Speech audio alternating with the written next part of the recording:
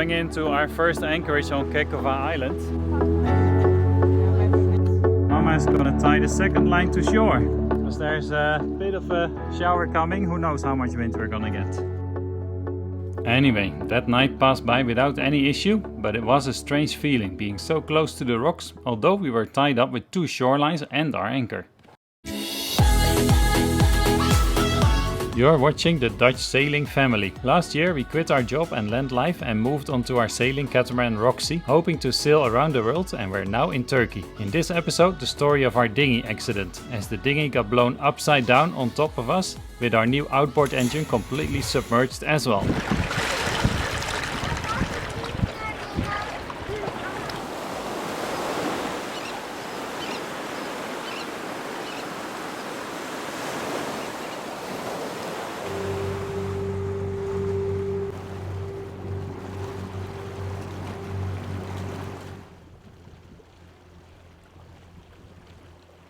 So we just left Kekova Island behind, and on my left here, might be your right, is the Kekova castle and a little village in front of it.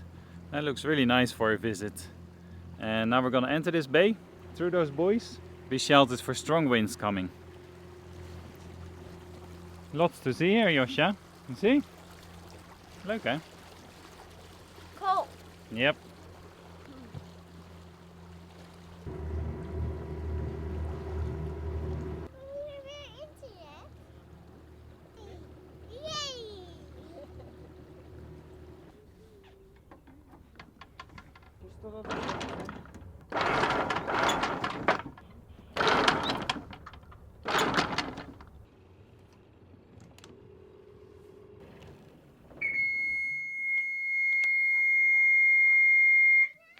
So for the next few nights we're staying in the Kekova Bay, a very well protected anchorage somewhere along the south coast of Turkey.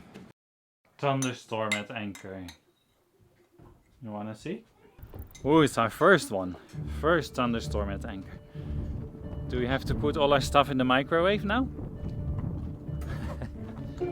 No, huh?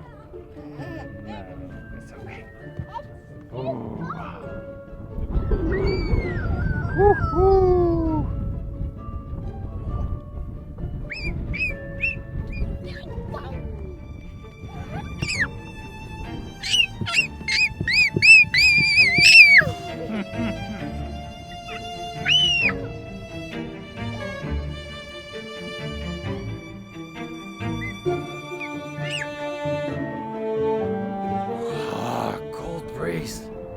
But I think that's it. It's already passed. That's probably a good thing. Woo! Biscuit, coach! I thought cruising season starts in April in Turkey, but most we've seen is cloudy skies, showers of rain, strong winds, and pretty cold water.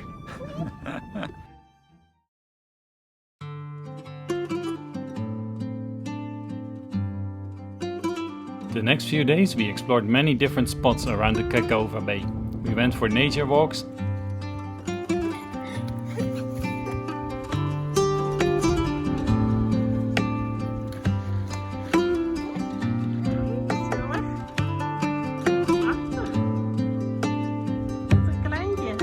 and checked out the Kekova village next to the castle that we saw at the entrance of the bay.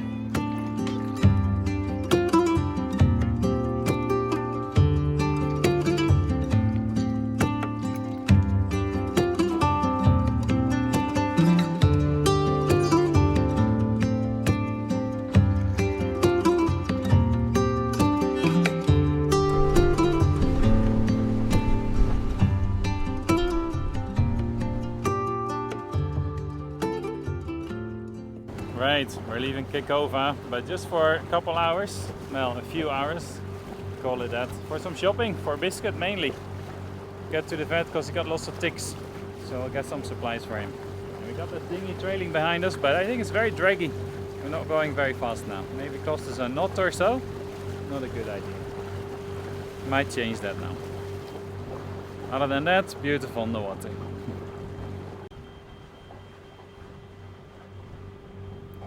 The trip to Demre was successful, and this little stream that you can enter from the open sea was a really fun feature there. When the shopping was done, we motored back to Kekova Bay.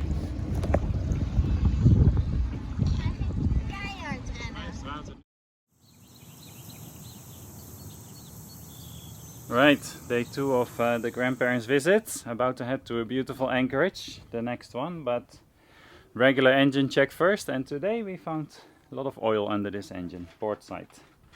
So not going anywhere for a while. I see lots of oil, but absolutely no clue where it really comes from. So just trying to find that out. Oh well. Enig idee? After the initial surprise of having to say we're not going anywhere for now, we just looked around the engine for like 15 minutes and 20. No idea, I just see the oil sump at the bottom, you know, the oil pan, whatever you call it for this one. That has some oil traces, but might well come from higher up the engine. And just now we find it on the other side, opposite side. We're seeing some oil being slung around, but very light drops. But of course, if it runs for hours, that could be a lot of oil. So we might have just found it. Let it cool down a little bit and we'll crawl in there and see what we find. And here we are just playing, keeping busy. Mommy. Ja, het komt gewoon van die... Jolene fits in there and I don't, so she's checking. Find the origin. But the drops are coming down from over there.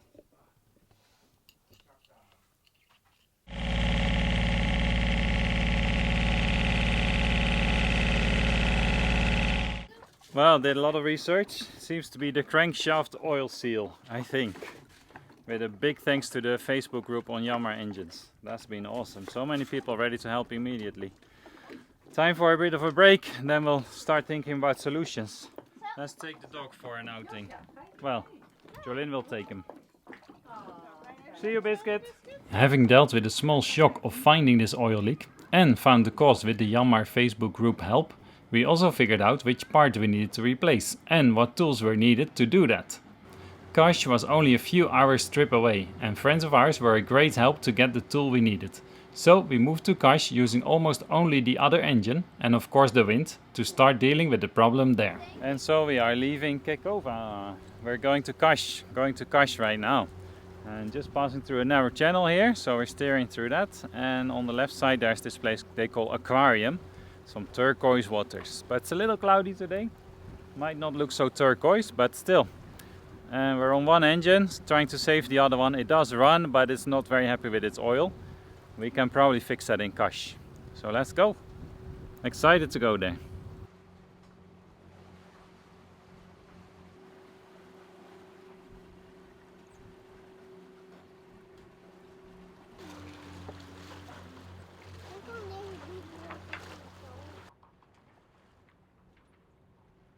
So we're getting to the open sea, starting to notice a tiny bit of swell, well, movement, a few centimeters. And we'll turn right towards Kas. Nice. Sails starting to fill a bit. Hopefully an easterly wind behind us will be nice.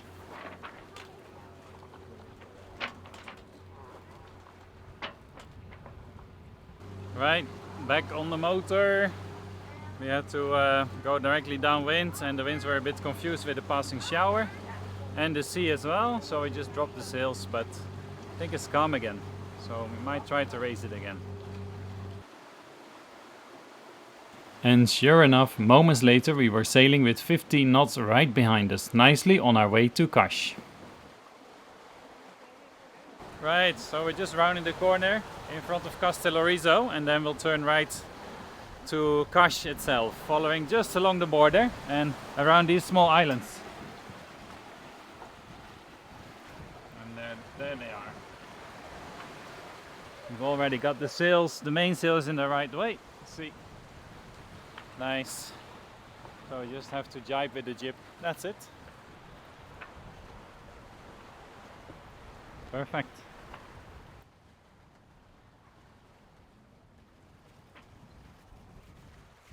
Nice.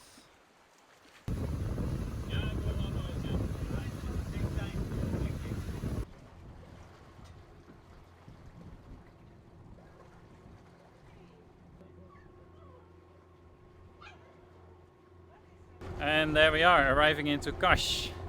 Just gotta get around this corner there, see what it's like, if the wind is calm there, and then anchor. And that's it, we can explore. So it's amazing. The last couple of miles were interesting, 8.5 knots we did. It was a busy time, but super exciting, amazing. So, okay, let's get ready to anchor.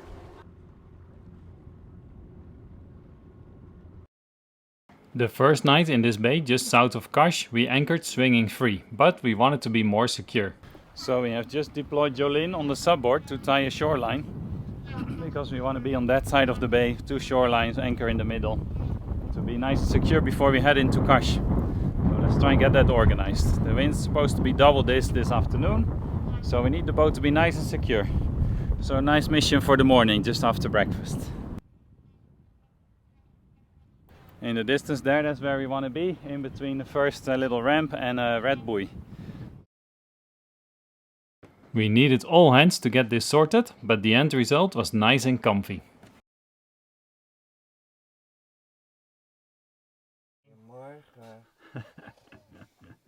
This morning we'll send out a reconnaissance party to Kas. But first we wanted to go for a quick snorkel of the nearby underwater museum, and that did not go as planned at all.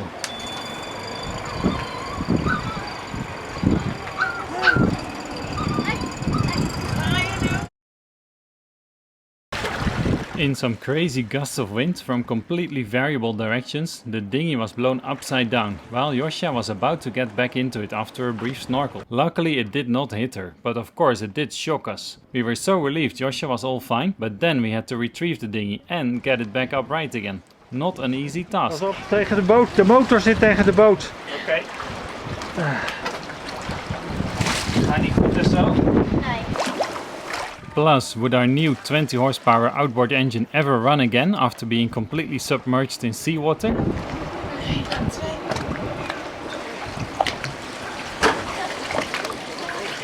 De motor, de motor. Ik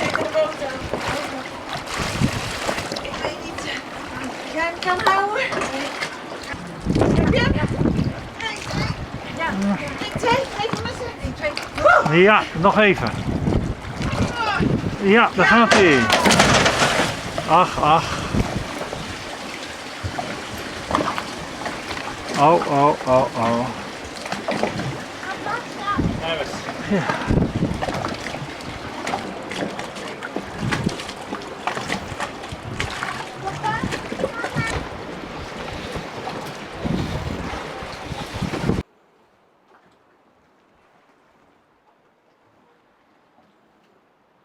So there we have the aftermath of the turned over dinghy. The dinghy upside down. It's a miracle in a way, to be honest, that the outboard didn't actually fall off it and sank to the bottom. It actually hung on all the way. And I dragged it from buoys over there, back to the boat, swimming, with my fins on. I had those on. And yeah, then it was full of seawater, of course. So I picked it up, drained it, and I rinsed it with fresh water. Now I think I'll let it dry for like a week or so.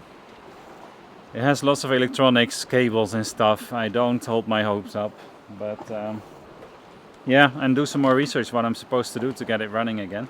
But for now the plan is dry it for a week before trying anything. So fingers crossed for us, right? Yeah, the other thing is the fuel tank. The little vent was open, so I'm sure there's seawater entered into the fuel, so I'm gonna have to get rid of that somewhere in the marina nearby, I guess. And yeah, fill it up with fresh fuel after having cleaned it, and that's it. Oh, of course we're putting the engine upright to let it dry, but also put it on its side, because it's allowed to lay on one of the sides to get the water out as well. And this is the moment where I am thankful that I didn't throw away or, well, give away or sell this other old dinghy engine, 4 horsepower one. That might still get us into Kas now, if it wants to start. Yeah, I'm not sure if it shows on camera, but the gusts are definitely subsiding now. You could see gusts all day after that event, to be honest. It's been crazy. Getting calmer and calmer, slowly though. Ja, succes. Having done a little more research, the overwhelming advice was to not let the engine sit like this very long. Rinse it with fresh water, drain the oil and refill it, Remove the spark plugs and drain water out by turning the engine over, then try to reassemble and restart again. I followed this with no luck initially, until I checked and replenished the oil another time and was able to get even more water out of the engine, together with the already refilled oil. After that, 32 hours after the incident, the engine finally started again.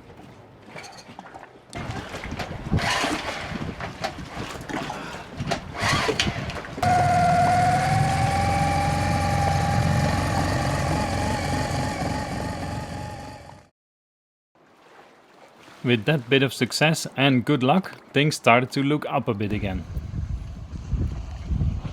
It even warmed up enough to enjoy some swimming. Of course, we did still have the one bigger engine on the boat with a huge oil leak to fix. Join us again in the next episode to see how that went.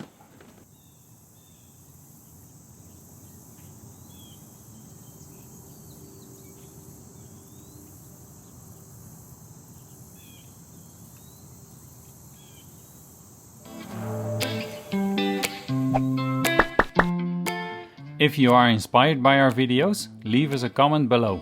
We would love to hear from you.